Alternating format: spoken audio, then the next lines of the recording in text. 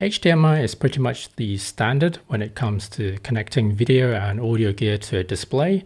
I mean, it's been around for quite some time now. The thing is though, the price can vary greatly from super cheap to super expensive. I'm sure some might think it's pointless since the signal is digital, ones and zeros. It either works or doesn't, which I absolutely agree. In fact, I have used £1 cables from a shop that has the same name on it here in the UK. It does work, but not for very long. I have also used mid-range-ish cables for around £20 to £30 that also failed over time or had some sync issues. When LYW asked me if I wanted to test out their HDMI cable, to be honest, I was kind of like, what is there to talk about in a cable? It's kind of boring. I mean, like I said, it either works or doesn't, and I don't want to promote a fairly expensive cable if it doesn't really add anything special to the mix. But I was intrigued in this case, as it says it's fiber optic and it's active. It's something that I have not tried before, and to be honest, I didn't even really know such a thing existed, like an active fiber optic HDMI cable.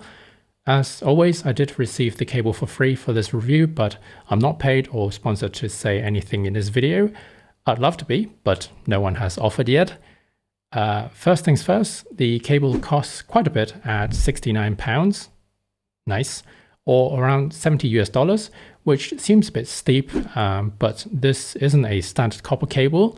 It actually converts the signal to light and travels using fiber optic, which is supposed to be less prone to interferences, especially when it comes to longer cable runs. The one I have here is the 10 meter version, but they also make other lengths ranging from 5 to 20 meters.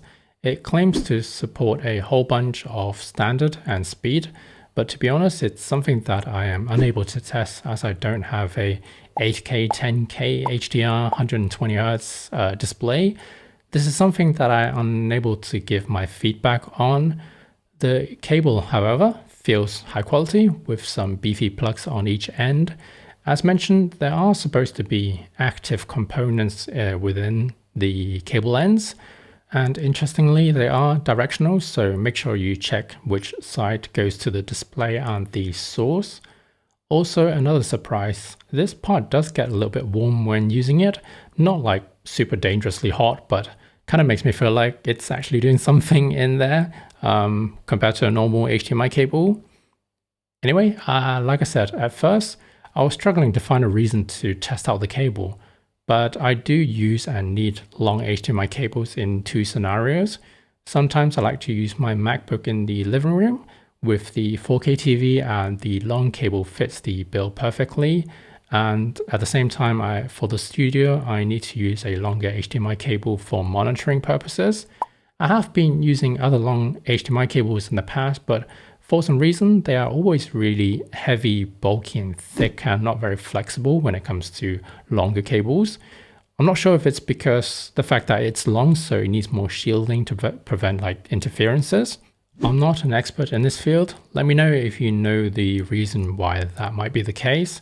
So when I saw this cable, my thought was that based on the images I've seen before, it looks like the cable was quite thin and flexible. So I thought, aha, I don't need all the fancy super high speed stuff, but the benefit is a thinner flexible cable that I really want, and something that bugged me with my other cables that I used in the past, especially the longer ones.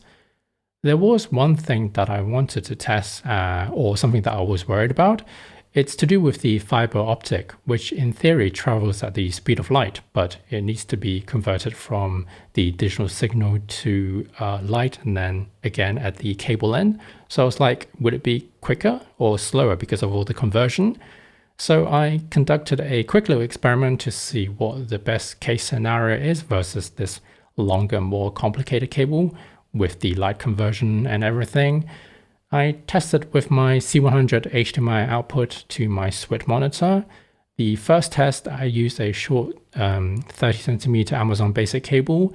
The built-in display showed a 80 millisecond delay.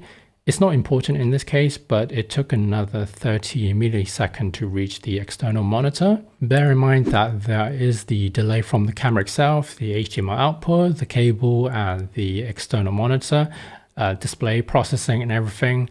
There are many factors and links in the chain, so the total lag I recorded was 110 milliseconds from source to external display, about 4 frames or way less than the average human blink of an eye, which is said to be about 400 milliseconds.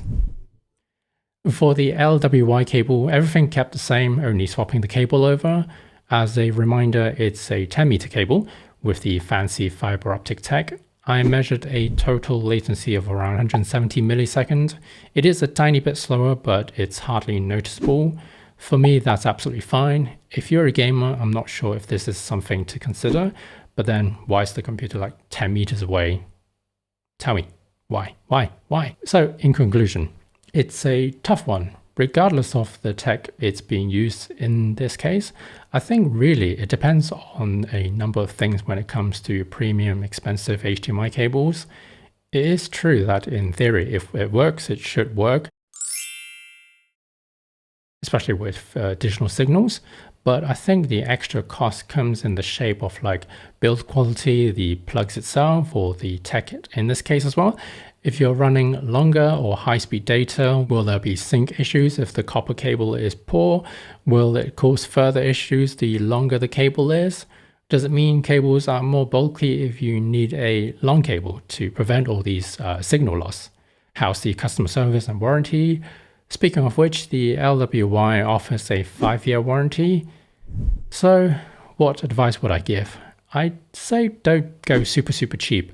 I've had a couple that failed on me and it's not worth the hassle when it would flicker or just flat out not display anything.